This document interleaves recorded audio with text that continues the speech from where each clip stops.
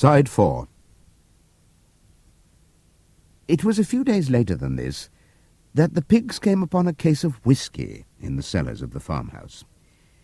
It had been overlooked at the time when the house was first occupied. That night there came from the farmhouse the sound of loud singing, in which, to everyone's surprise, the strains of Beasts of England were mixed up. At about 9:30, Napoleon, wearing an old bowler hat of Mr. Jones's, was distinctly seen to emerge from the back door, gallop rapidly round the yard, and disappear indoors again. But in the morning a deep silence hung over the farmhouse. Not a pig appeared to be stirring. It was nearly 9 o'clock when Squealer made his appearance, walking slowly and dejectedly, his eyes dull, his tail hanging limply behind him, and with every appearance of being seriously ill. He called the animals together and told them that he had a terrible piece of news to impart. Comrade Napoleon was dying. A cry of lamentation went up. Straw was laid down outside the doors of the farmhouse, and the animals walked on tiptoe. With tears in their eyes, they asked one another what they should do if their leader were taken away from them. A rumour went round that Snowball had, after all, contrived to introduce poison into Napoleon's food. At 11 o'clock, Squealer came out to make another announcement. As his last act upon earth, Comrade Napoleon had pronounced a solemn decree. The drinking of alcohol was to be punished by death. By the evening, however, Napoleon appeared to be somewhat better, and the following morning Squealer was able to tell them that he was well on the way to recovery. By the evening of that day, Napoleon was back at work, and on the next day it was learned that he had instructed Whymper to purchase in Willingdon some booklets on brewing and distilling. A week later, Napoleon gave orders that the small paddock beyond the orchard, which it had previously been intended to set aside as a grazing ground for animals who were past work, was to be ploughed up. It was given out that the pasture was exhausted and needed reseeding, but it soon became known that Napoleon intended to sow it with barley. About this time there occurred a strange incident which hardly anyone was able to understand. One night, at about 12 o'clock, there was a loud crash in the yard, and the animals rushed out of their stalls. It was a moonlit night. At the foot of the end wall of the big barn, where the 7 commandments were written, there lay a ladder, broken in 2 pieces. Squealer, temporarily stunned, was sprawling beside it, and near at hand there lay a lantern, a paintbrush, and an overturned pot of white paint. The dogs immediately made a ring round Squealer, and escorted him back to the farmhouse as soon as he was able to walk. None of the animals could form any idea as to what this meant, except old Benjamin, who nodded his muzzle with a knowing air, and seemed to understand, but would say nothing. But a few days later, Muriel, reading over the 7 commandments to herself, noticed that there was yet another of them which the animals had remembered wrong. They had thought that the 5th commandment was, "No animal shall drink alcohol," but there were 2 words that they'd forgotten.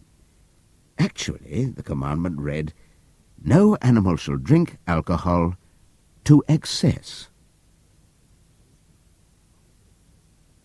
Boxer's split hoof was a long time in healing. They had started the rebuilding of the windmill the day after the victory celebrations were ended. Boxer refused to take even a day off work, and made it a point of honour not to let it be seen that he was in pain. In the evenings he would admit privately to Clover that the hoof troubled him a great deal. Clover treated the hoof with poultices of herbs which she prepared by chewing them, and both she and Benjamin urged Boxer to work less hard. "A horse's lungs do not last forever," she said to him. But Boxer would not listen. He had, he said, only one real ambition left: to see the windmill well under way before he reached the age for retirement. At the beginning, when the laws of Animal Farm were first formulated, the retiring age had been fixed for horses and pigs at 12, for cows at 14, for dogs at 9, for sheep at 7, and for hens and geese at 5. Liberal old-age pensions had been agreed upon. As yet, no animal had actually retired on pension, but of late the subject had been discussed more and more. Now that the small field beyond the orchard had been set aside for barley, it was rumoured that a corner of the large pasture was to be fenced off and turned into a grazing ground for superannuated animals.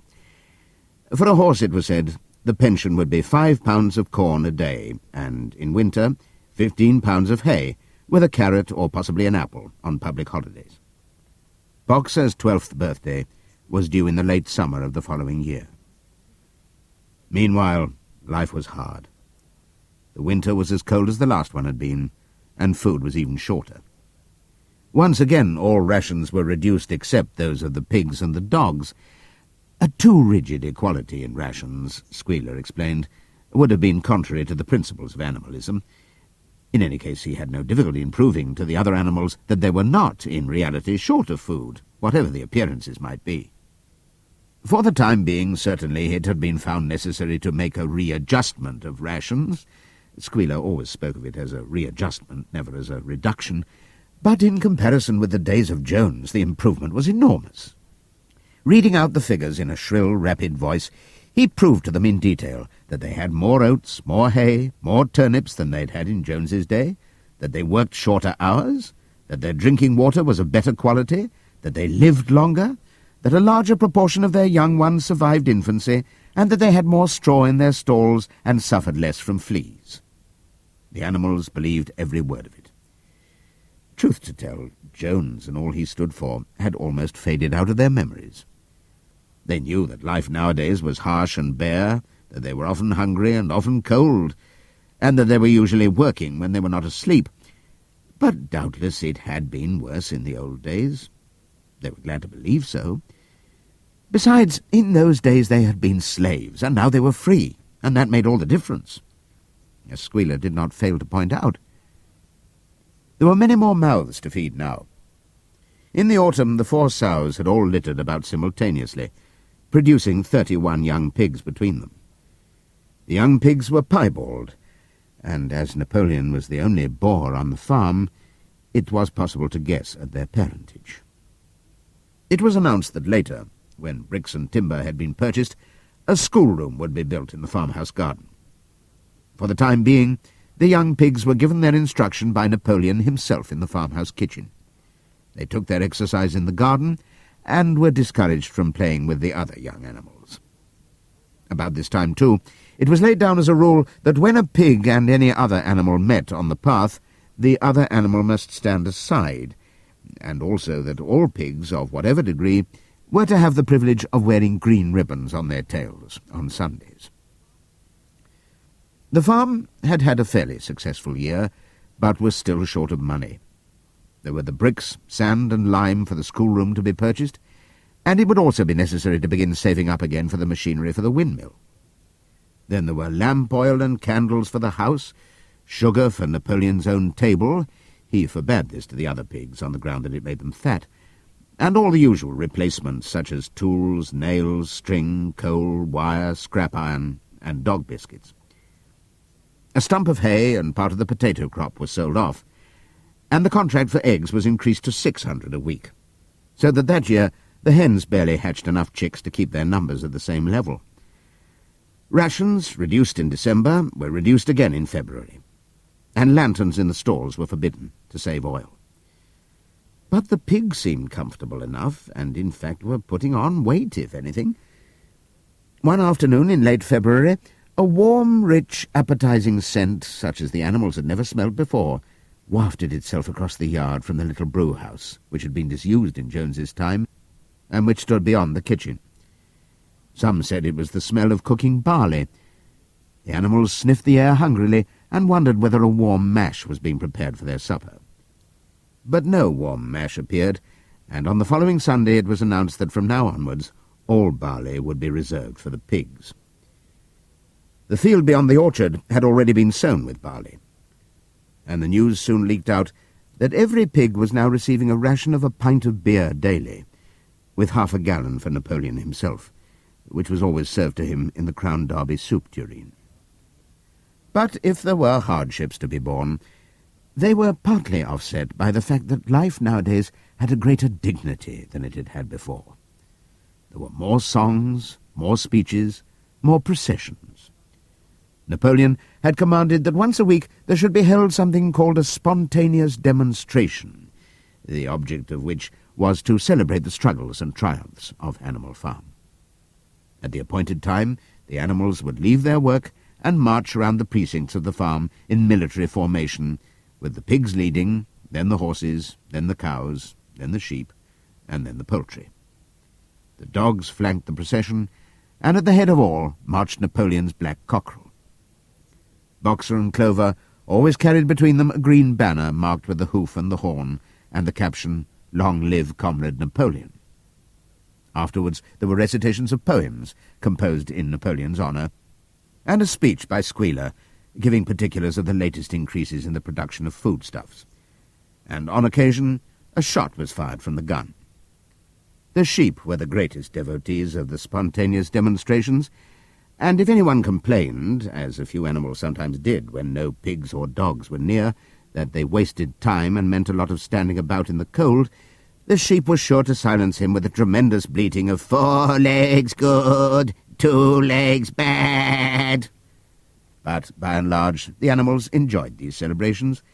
They found it comforting to be reminded that after all they were truly their own masters, and that the work they did was for their own benefit.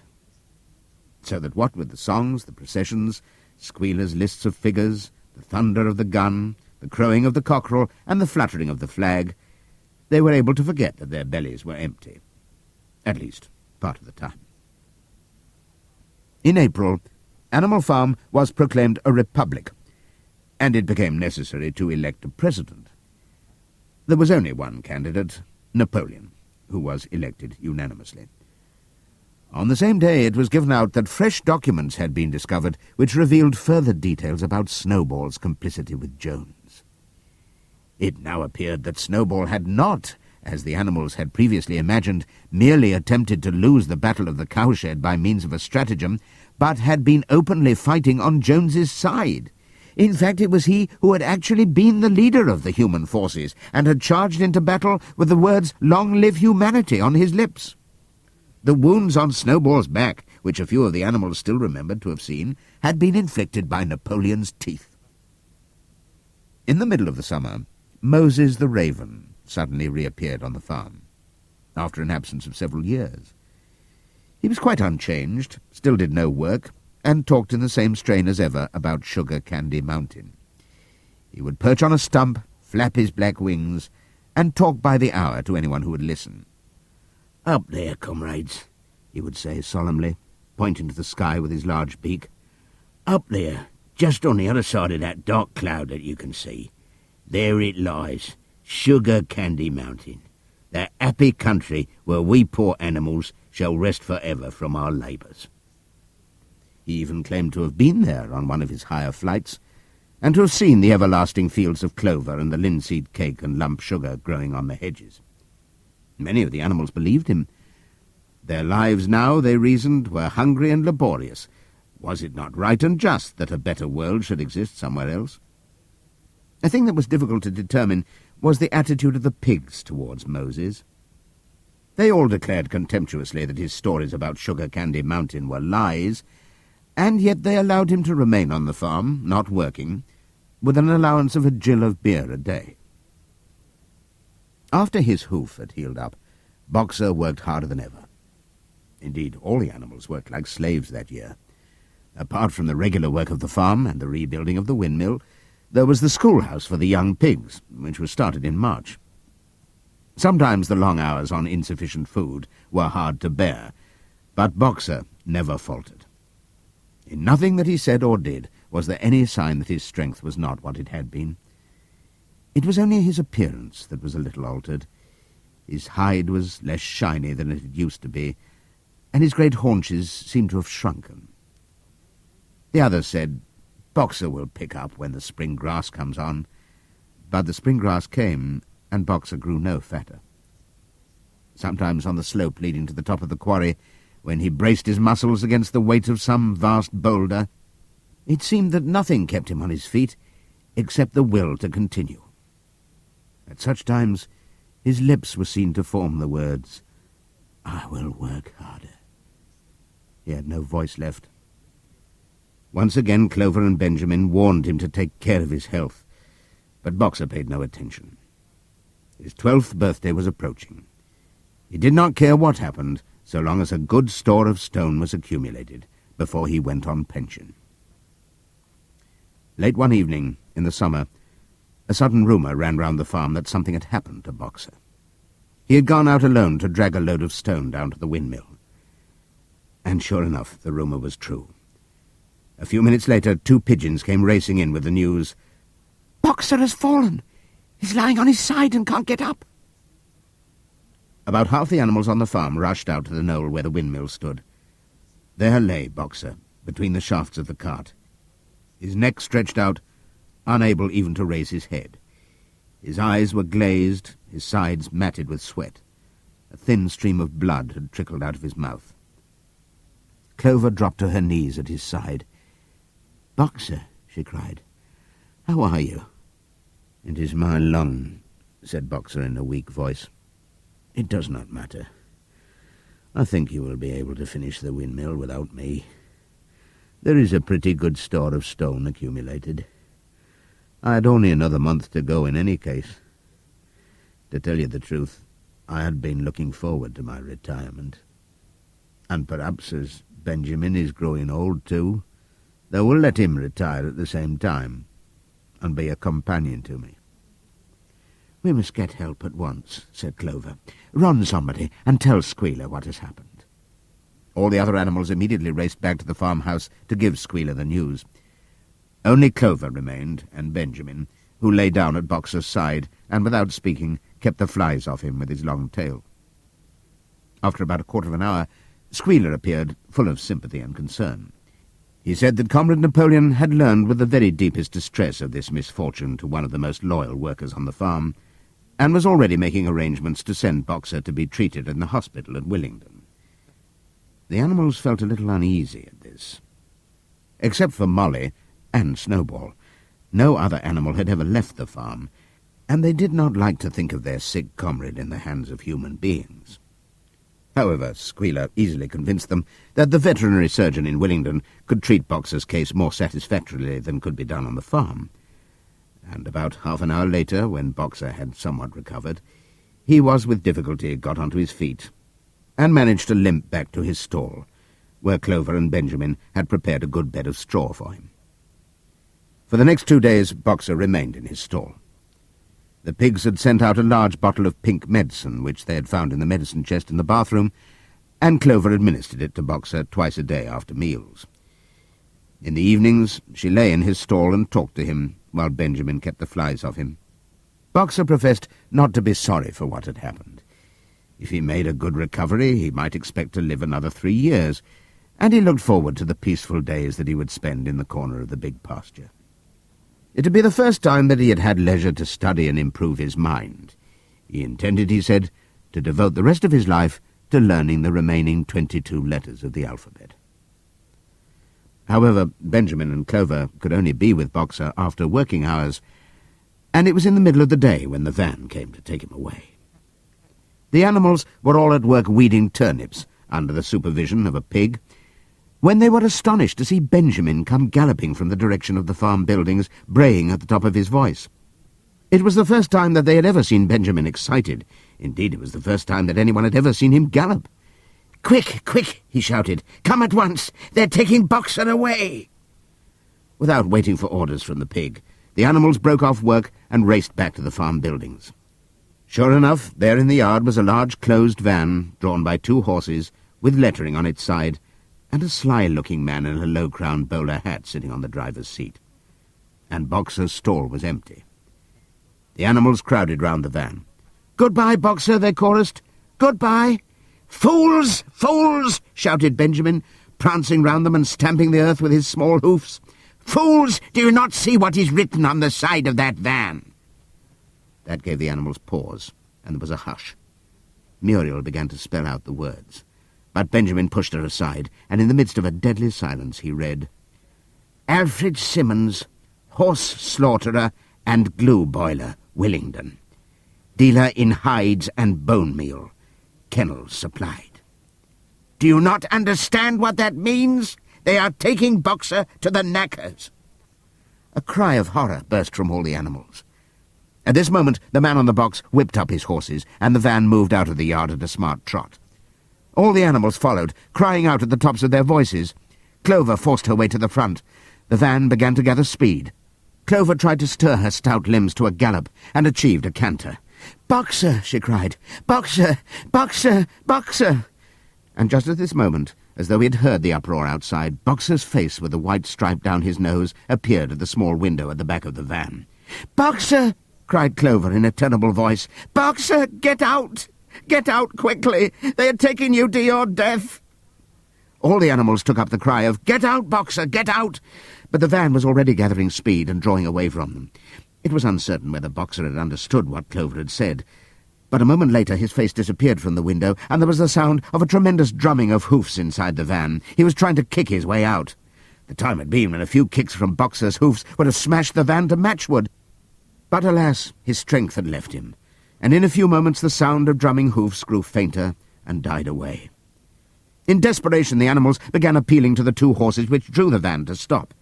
"Comrades, comrades," they shouted, "don't take your own brother to his death."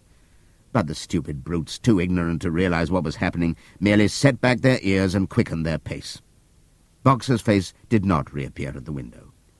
Too late, someone thought of racing ahead and shutting the 5-barred gate, but in another moment the van was through it and rapidly disappearing down the road. Boxer was never seen again. 3 days later it was announced that he had died in the hospital at Willingdon, in spite of receiving every attention a horse could have. Squealer came to announce the news to the others. He had, he said, been present during Boxer's last hours.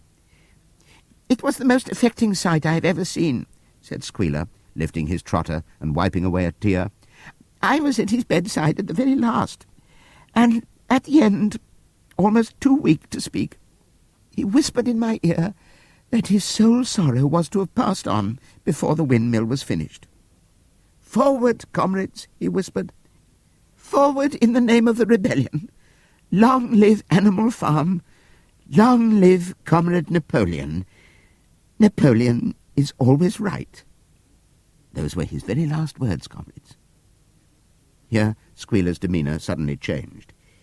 He fell silent for a moment, and his little eyes darted suspicious glances from side to side before he proceeded. It had come to his knowledge, he said, that a foolish and wicked rumour had been circulated at the time of Boxer's removal. Some of the animals had noticed that the van which took Boxer away was marked Horse Slaughterer, and had actually jumped to the conclusion that Boxer was being sent to the knackers. It was almost unbelievable, said Squealer, that any animal could be so stupid. "Surely," he cried indignantly, whisking his tail and skipping from side to side, "surely they knew their beloved leader, Comrade Napoleon, better than that." But the explanation was really very simple.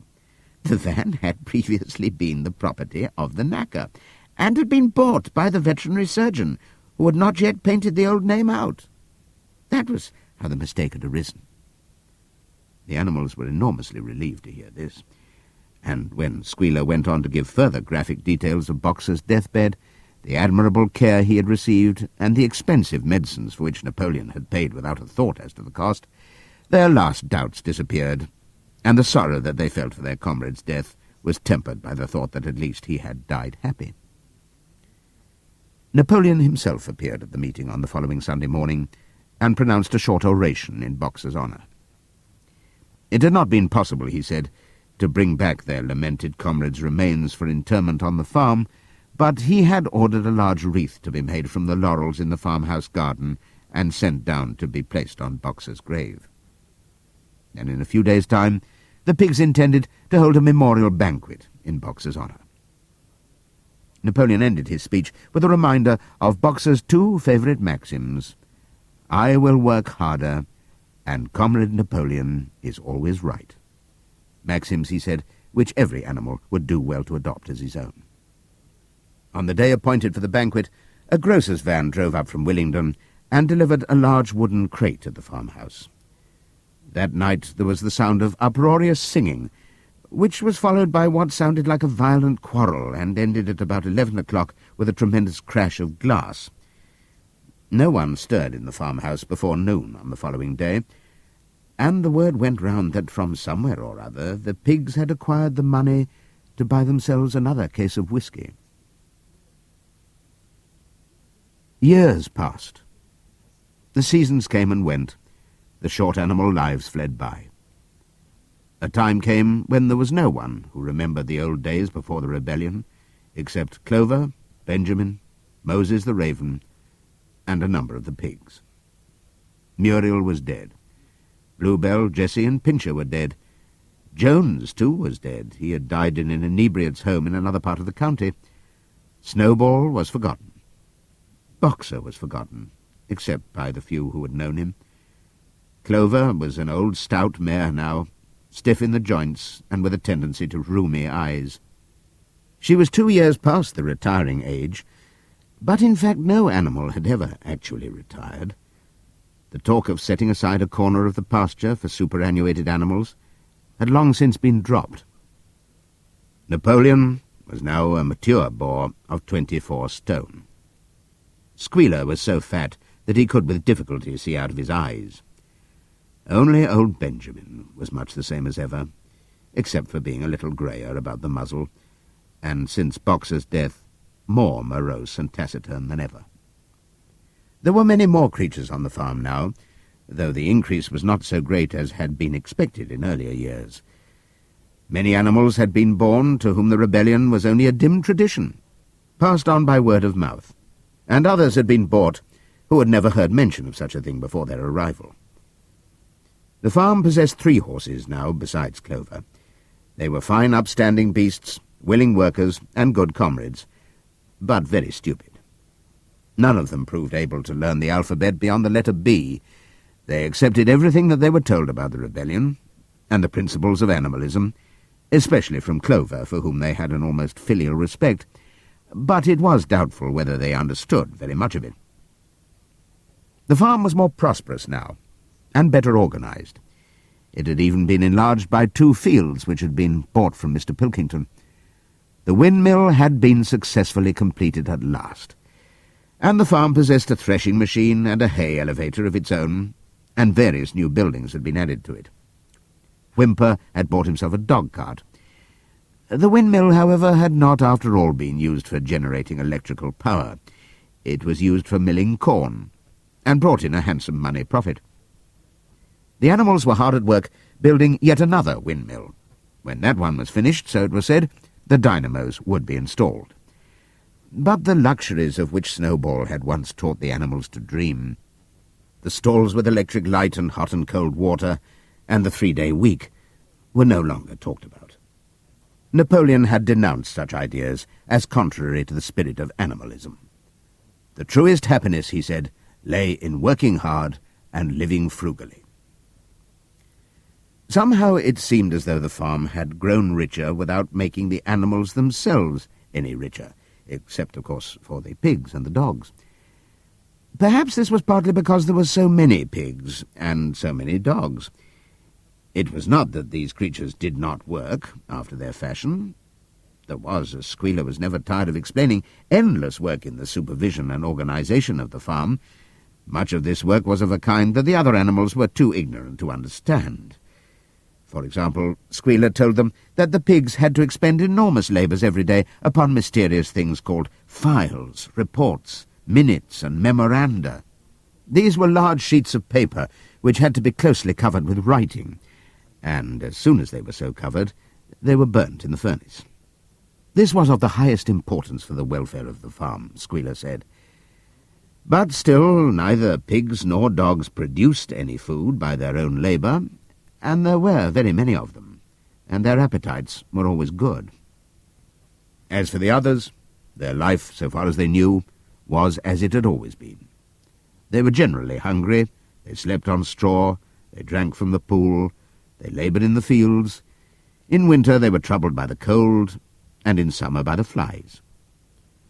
Sometimes the older ones among them racked their dim memories and tried to determine whether in the early days of the rebellion, when Jones's expulsion was still recent, things had been better or worse than now. They could not remember. There was nothing with which they could compare their present lives. They had nothing to go upon except Squealer's lists of figures, which invariably demonstrated that everything was getting better and better. The animals found the problem insoluble. In any case, they had little time for speculating on such things now. Only old Benjamin professed to remember every detail of his long life, and to know that things never had been, nor ever could be, much better or much worse.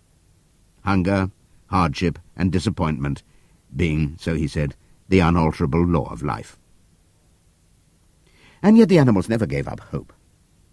More, they never lost, even for an instant, their sense of honour and privilege in being members of Animal Farm. They were still the only farm in the whole country, in all England, owned and operated by animals. Not one of them, not even the youngest, not even the newcomers who had been brought from farms 10 or 20 miles away, ever ceased to marvel at that. And when they heard the gun booming and saw the green flag fluttering at the masthead, their hearts swelled with imperishable pride, and the talk turned always towards the old heroic days, the expulsion of Jones, the writing of the 7 Commandments, the great battles in which the human invaders had been defeated. None of the old dreams had been abandoned. The Republic of the Animals, which Major had foretold, when the green fields of England should be untrodden by human feet, was still believed in. Some day it was coming. It might not be soon, it might not be within the lifetime of any animal now living, but still it was coming. Even the tune of Beasts of England was perhaps hummed secretly here and there. At any rate, it was a fact that every animal on the farm knew it, though no one would have dared to sing it aloud. It might be that their lives were hard and that not all of their hopes had been fulfilled, but they were conscious that they were not as other animals. If they went hungry, it was not from feeding tyrannical human beings. If they worked hard, at least they worked for themselves. No creature among them went upon 2 legs. No creature called any other creature master. All animals were equal. One day in early summer, Squealer ordered the sheep to follow him and led them out to a piece of waste ground at the other end of the farm, which had become overgrown with birch saplings. The sheep spent the whole day there, browsing at the leaves under Squealer's supervision. In the evening he returned to the farmhouse himself, but as it was warm weather, told the sheep to stay where they were. It ended by their remaining there for a whole week, during which time the other animals saw nothing of them. Squealer was with them for the greater part of every day. He was, he said, teaching them to sing a new song, for which privacy was needed. It was just after the sheep had returned, on a pleasant evening when the animals had finished work and were making their way back to the farm buildings, that the terrified neighing of a horse sounded from the yard. Startled, the animals stopped in their tracks. It was Clover's voice. She neighed again, and all the animals broke into a gallop and rushed into the yard. Then they saw what Clover had seen. It was a pig walking on his hind legs. Yes, it was Squealer. A little awkwardly, as though not quite used to supporting his considerable bulk in that position, but with perfect balance, he was strolling across the yard. And a moment later, out from the door of the farmhouse came a long file of pigs, all walking on their hind legs. Some did it better than others. 1 or 2 were even a trifle unsteady and looked as though they would have liked the support of a stick, but every one of them made his way right round the yard successfully. And finally there was a tremendous baying of dogs and a shrill crowing from the black cockerel, and out came Napoleon himself, majestically upright, casting haughty glances from side to side, and with his dogs gambolling round him. He carried a whip in his trotter. There was a deadly silence. Amazed, terrified, huddling together, the animals watched the long line of pigs march slowly round the yard. It was as though the world had turned upside down. Then there came a moment when the first shock had worn off, And when, in spite of everything, in spite of the terror of the dogs and of the habit developed through long years of never complaining, never criticizing, no matter what happened, they might have uttered some word of protest. But just at that moment, as though at a signal, all the sheep burst out into a tremendous bleating of 4 legs good, 2 legs better, 4 legs good, 2 legs better, 4 legs good, 2 legs better. It went on for 5 minutes without stopping, and by the time the sheep had quietened down, the chance to utter any protest had passed, for the pigs had marched back into the farmhouse. Benjamin felt a nose nuzzling at his shoulder. He looked round. It was Clover. Her old eyes looked dimmer than ever. Without saying anything, she tugged gently at his mane and led him round to the end of the big barn where the 7 commandments were written. For a minute or two, they stood gazing at the tarred wall with its white lettering.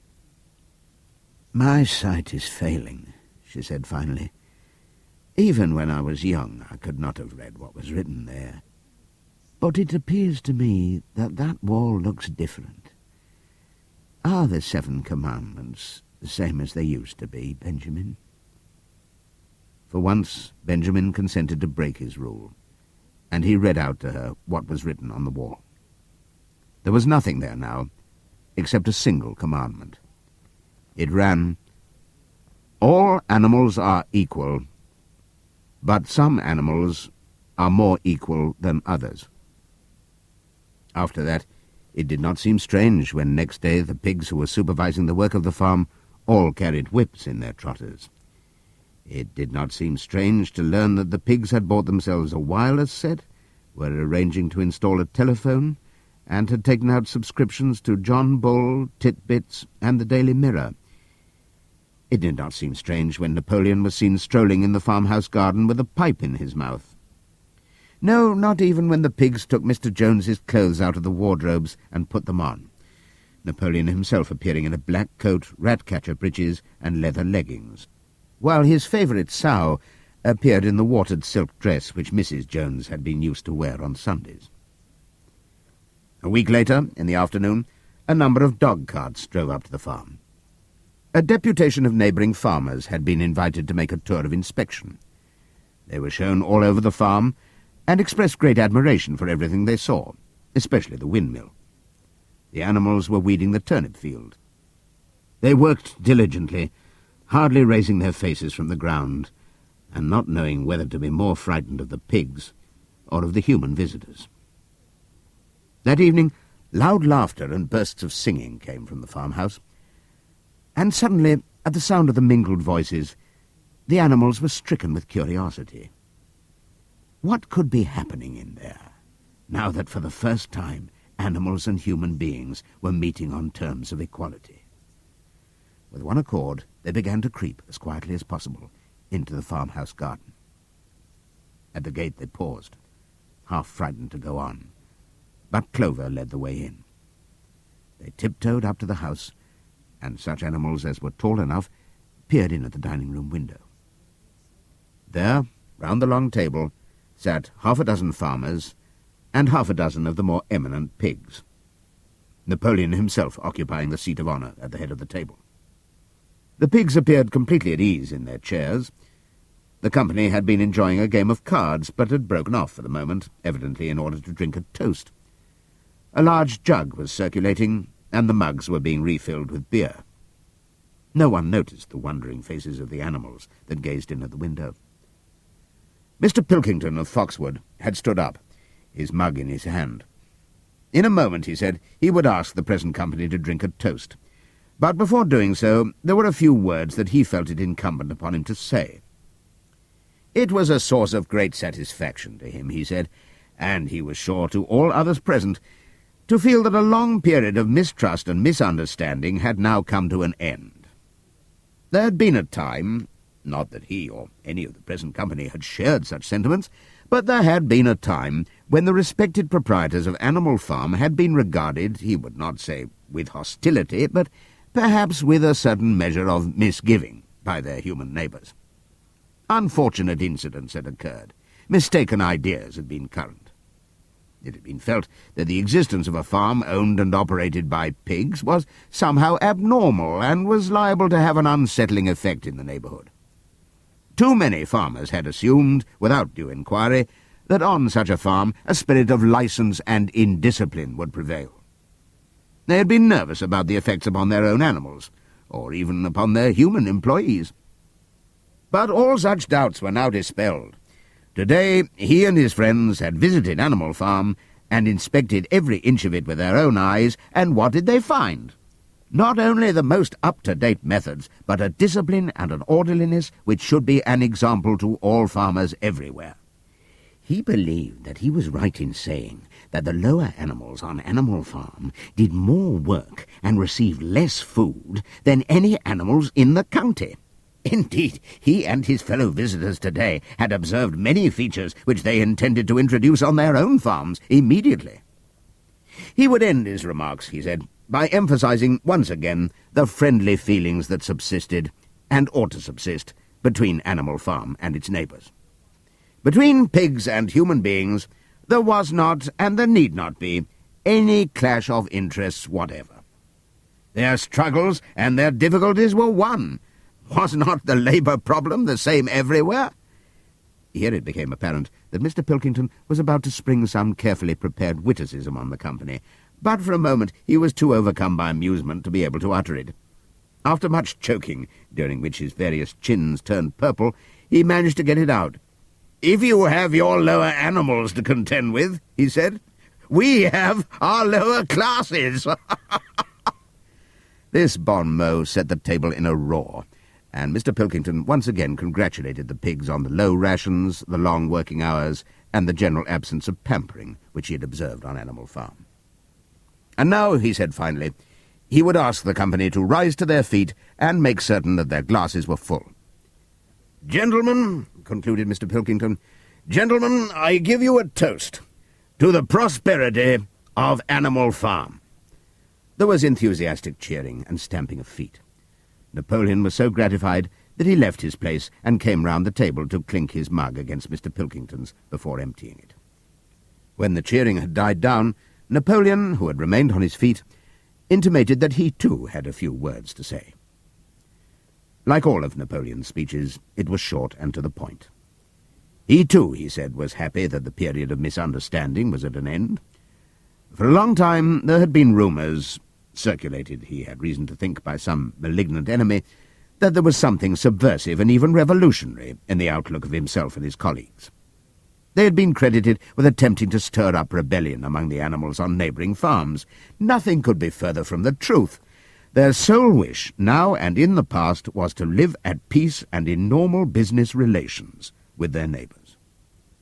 This farm, which he had the honour to control, he added, was a cooperative enterprise. The title deeds, which were in his own possession, were owned by the pigs jointly. He did not believe, he said, that any of the old suspicions still lingered, but certain changes had been made recently in the routine of the farm which should have the effect of promoting confidence still further. Hitherto the animals on the farm had had a rather foolish custom of addressing one another as comrade. This was to be suppressed. There had also been a very strange custom, whose origin was unknown, of marching every Sunday morning past a boar's skull which was nailed to a post in the garden.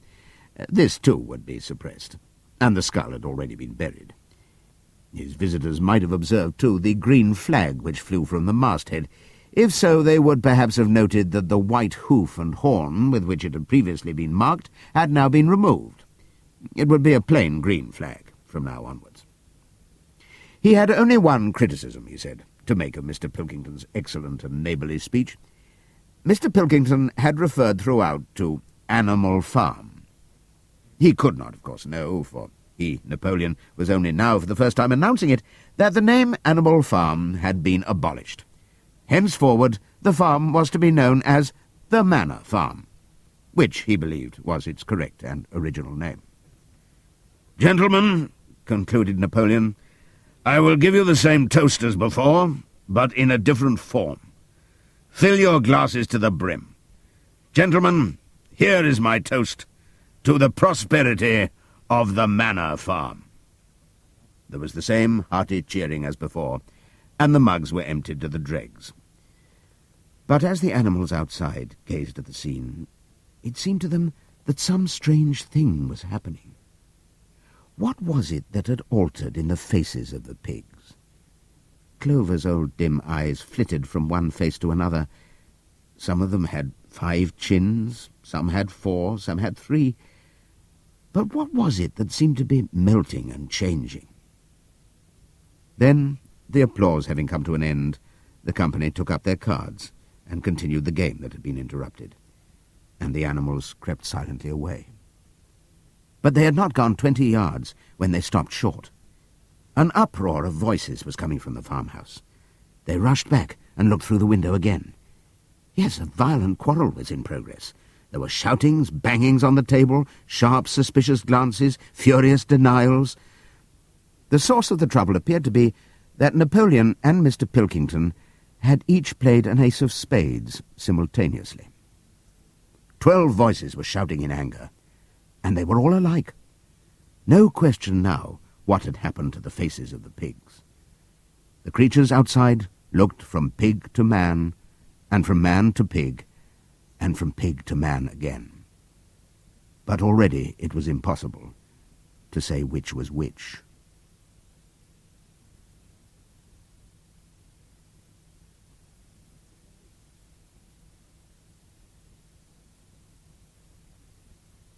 This audiobook was produced and published by Penguin Books Limited.